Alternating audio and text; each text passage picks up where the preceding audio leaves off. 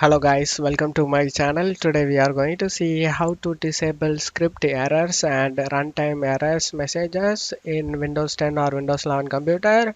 I show you guys how to turn that off. Please keep in mind that by disabling runtime errors, you are not necessarily going to prevent the cause of the error from occurring.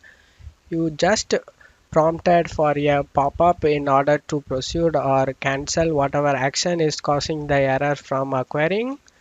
You just need to go to search menu and type internet options, click on open it, select advanced tab, and under the browsing you can able to see the option disable script debugging other. You just need to uncheck this option, and if you have one for Internet Explorer, you want to uncheck the option as well. And if there is also the option to display a notification about every script error, you need to uncheck the option as well. And after doing this, you just need to select apply and OK for save changes.